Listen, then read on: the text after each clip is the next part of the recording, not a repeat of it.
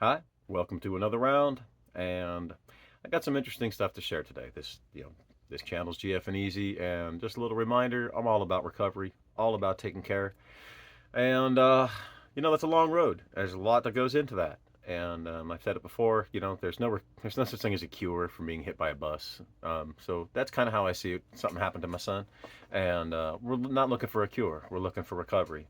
And we've talked a lot about nutrition, and we've talked about very specifically getting into their world, and that's the rub here today. I want to elaborate a little bit on getting into their world. I talked a lot about food and what it means to that relationship between our physiology and the products that we put into our body and the food we put into our body. It had a massive effect on my boy. I mean, night and day, we're better off forever because of it. Now, when we began to cook, of course, that began in the kitchen, and shared some stories about shopping, and there's some of the events we went through and how we shop. Now a little quick little review. If you're new to shopping healthy, okay, just do your normal shopping, and for every two items that you buy that are like normal, whatever you buy normally, you must go outside the rails in the third one, right, and pick up something that is, like fresh, truly fresh food, like a whole fish, a proper steak, some kind of vegetable medley, something that was, genuine food a long time, 100 years ago. So for every two boxed produce or, boxed and manufactured items, try to get that third one to be a fresh food item. And then you'll learn how to work with it. One of my episodes talked about how I found a parsnip. And, you can saute just about anything in butter and olive oil and be all right with a little salt, right? Okay, we start there. So, but that's how we got him to the world. We brought him into the shop. Once we could go shopping together, we went shopping together. And so here we go. Great segue. So I like to ride a bicycle, and I have a lot of bicycle in me. I mean, I've been biking a long time. Cool. So I like to get my kids doing my thing. Okay, so here's the hook. Here's where it comes together. Like, how do you bring them into your world? I talked a little while ago about dismantling something that you've built. Well, what you've built is a stable foundation where communication, action, and motion all come together. Okay. Now that you've done that, getting into the routine that established that, I mean, great, you're into it. It's time to break it, and then it's how you do it. All right. So I found joy in cycling. I really do. The world is very different at 12 miles an hour, right? I mean, it's nice. You can whiz by or stop. Pretty easy. So I commonly took my kids, my two sons at the time, on bike rides, right? My eldest son would have his own little bike to be around, and my middle son with the issues who couldn't ride on his own, I'd have one of those little trailer bikes that hook onto your bike seat, and kind of trail behind you, and he's got his own little handlebars, and he can pedal, and that helped. Um, but there were times when it was hard and he was distracted. My point is, to go to the store, sometimes we would take our bicycles, and that would excite the boy. He'd be like, "Cool." I'd be like, "You want to go ride a bike?" I'd throw the helmet. He'd be like, "Yeah." So he'd put on his helmet and he'd run out to the thing, throw himself in the rig. I mean, all of a sudden he got excited about going out and doing stuff. And it started with something that I loved. I love riding my bike. So Papa's love for something is getting all over everything, right? I mean, the bikes are cool. They're really good bikes. They're solid. And I like to ride like crazy. I mean, I used to do 100 miles casually in a day. So so I ride and we have fun. We go to the store and we lock up the bikes. How it goes. You lock up the bike, you go in the store. We got backpacks or bags and we filling it up with the good stuff, and then we go home and cook it up. And now we're in the kitchen after having taken a bike ride, and little dudes are like, "Cool, let's do this." So maybe they're cutting something, or maybe they're washing something. They're part of it, and yeah, I let them play with the stove while I'm right there. And all right, turn this on. This is where turn the dial here, the knob there, whatever. Getting them involved. Okay, well, the bicycle made it a lot of fun, right? So now instead of just going grocery, sometimes we're like, "Hey, let's go on a bike ride," and we'll stop by the health food store where they have these yummy earth lollipops. I mean, yeah, that's contraband, it's sugar, it's a yeast feeder, but we got to build confidence that life's not going to suck for him, right? Because life was been sucking for him. And I want to remind, he used to be rocking and humming, eyes like slot machines, just rolling in his head, and he was a mess. Okay, well that was, years ago, a few years ago, and now we got him. We got him, and now we're trying to put him in places that he would like to be, that we control. There you are. We've dismantled his control, and now we are the ones in control. And we're controlling it by enticing him to, like, hey, this is kind of good stuff. Let's go. Let's have some fun, man. So, okay, to the stores, back into the kitchen. Now we're cooking. Now we're eating. Great. But there's other things that we like, right? Like, I don't know. I'm a dude. I'm a man. I like sport, right? So I'll play basketball. I will throw a football. I will tackle you. I will, do stuff. And he's not there, right? I mean, I've mentioned this before. He, at this stage, he doesn't know how to use his hands as like proper motor functions like you and I can. Pinch, hold, grab, fine motor skills, things like that. He's not there. He can collect things with his hands and then throw them up in the air, collect them, throw them up in the air. But that's the extent of like how he plays with his toys. He doesn't really like do that. You normal playtime, crashing cars together and making a track, whatever, whatever the kid's into. But he doesn't do that. So how do we get him like going? Because I mean, duh, got to get him going. So man, I tried getting him on like a bicycle of his own. He plunk, he had no balance for that. It wasn't working. Again, rocking, humming, eyes like slot machines. That means his balance and coordination is messed up. And I mean it. He used to not be able to walk over a crack in the sidewalk, not even an elevation change, but a large crack in the sidewalk was something for him to behold. Like he's like, oh, what is that? And he would check himself before going down a curb.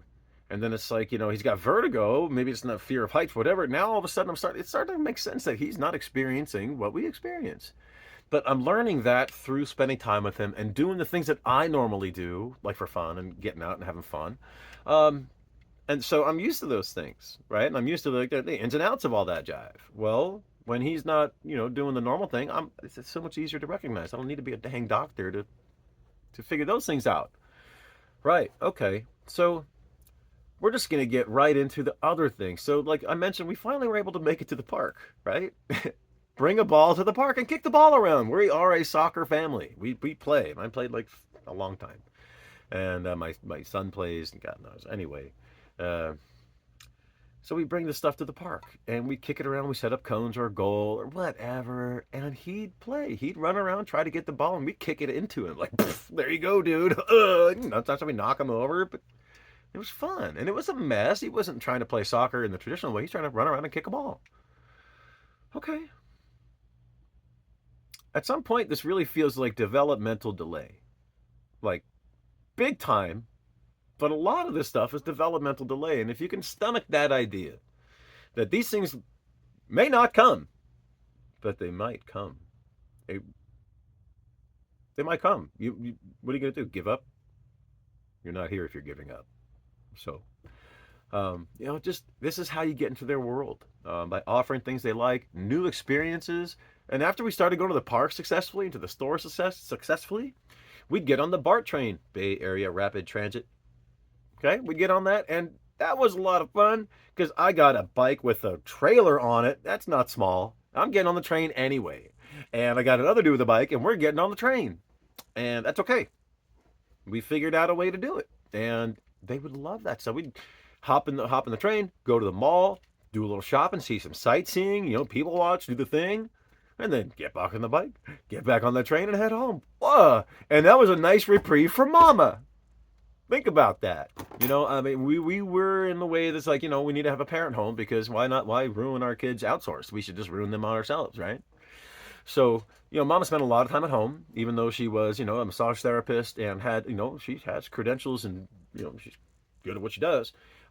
She's a great mom. She wanted to make sure that, the best level of care come from her, and that's surely going to be where it comes from. So, she spent a lot of time at home. And so, when she's spending time at home, with these kids that are, I mean, I want to tell you about, if you're a parent and you have kids of different ages, they go to school sometimes at different times. Ugh, two or three pickups, four pickups and drop-offs in a day, for two kids. It's like, so by the time I get home, maybe around 4 o'clock on a work day, 4:30, I'm ready to scoop these kids out of here. Mama, I mean, I've been wanting to see them anyway. I want to see Mama too, but I don't really want to see Mama until she's relaxed a little bit, right? I mean, and she's probably trying not to see me much until she feels better. So, I mean, think about it. So I'll be happy to take these kids out. I'm out having dad adventures. Yeah, yeah. And a wife not with me to stop me from doing all that wild shit I'm gonna do. Yeah, cool. So anyway, so that was also helpful for Mama. We also got out and go play, and then the kid, Jake, my eldest son, would come home and talk to Mom about what they did, and we'd maybe take pictures, and all of a sudden it's starting to like be normalish, like the things that we're doing. Not everything is all messed up anymore. Now, now some things, a lot of things, but not everything's messed up. And life is messy. So it's like, am I doing everything right, wrong, or somewhere in the middle? Surely somewhere in the middle, but I mean, come on, I need to be leaning towards the right, the correct way. So that's kind of evidence. And like I said before, it was really hard to see it while I was doing it because day to day, as especially as an involved parent, not just some jackass. Um, Day to day, I mean, we don't really recognize progress when we see it just day to day, right? But when you get some distance between that time and the experience, time now and the experience that you had, it's a real eye opener, and that's one of the reasons why I like to share these things because the darkest days were terrible, terrible, and the rewards make up for it. I mean, they more than make up for it. But you really gotta hang in. Oh man, you gotta hang in there for those things. Oof. So, BART trains, bicycle rides, things that dad's gonna do or does anyway, that's kind of fun. And now all of a sudden we're at the park and it's like maybe we're gonna fly a kite. So little dude's holding onto a kite and yeah, he's probably gonna let go. So I got another string attached to his stuff. But he's feeling the tug. He's like, he's having that experience. And with that experience, with when people in general experience new things, they're kind of growing new thoughts and new brain matter, so to speak, and new directions, neural pathways, whatever. I'm not like super educated in that way, but I do know what happens when you learn. So, he's out there. It's clunky and it looks a little wonky, but he's learning and he's having fun, and that establishes a firm grip from mommy and daddy. And that means that child is rarely, that means it's always been yours, but now you're the boss. And they like it. They like it. Not everything's pleasant, but a lot of kids know if I do this uncomfortable thing that I don't want to do, mom or dad or whoever's going to, bless me with something that I want. All right, well, everybody understands that, even if it doesn't come in a language that is, articulate. It's still there. We understand. I've mentioned before, just about most of us want to be good sons and daughters. A lot of us do. And I don't see any reason to think that somebody with some kind of issue wouldn't have the same feelings as us. I mean, it's asinine. So I'll take my finer points and assume, ask you me, but I'm going to take my finer points and assume that the people that I made and the people that I run with are going to feel a lot of the same way. Not maybe all the time, but mostly. Maybe a predisposition. Okay, so I'm banking on the thing that I made is going to be kind of receptive and understanding to me. Duh, right?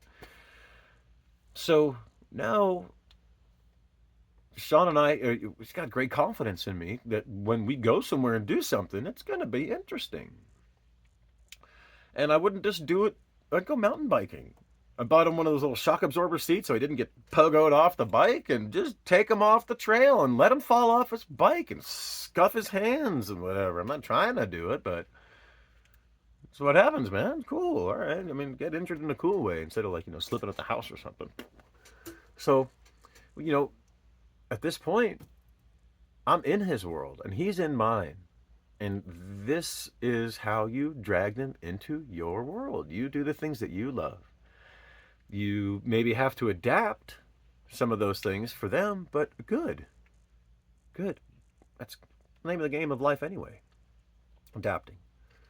So, this is so I made this particular little video here so we can give some examples of what it means. So if you have a hobby that you're into, even if it's just shooting hoops, but if you got something that you're into, there's a way to include people, and maybe you turn the dial a little bit because maybe, great example, my son's class, a lot of different disabilities in there, right? They have a foosball table in their classroom, and it was something that our family picked up for the classroom because I thought we all considered you only need one good hand to play foosball. You just hold that thing and twist. Well, all of a sudden, these kids are kind of playing foosball. And they're playing with each other, like, on the level. So it's like, they can gather whether they're in a wheelchair or if they can sit down in any way, or even stand there, and operate one hand. Now they're playing foosball. And you get a few people in there, now they're having a riot. Okay? I mean, there's ways. So look at those things that you do. Darts, maybe. I don't know. Whatever you're into that you could do in the house, and get your kid involved. Get that little person involved and do it. And if they can't do it for themselves, strap them in and do it with them for them. That's what was with the bike in the beginning. He had this little chariot in the back. We called it the chariot because it kind of looked like one.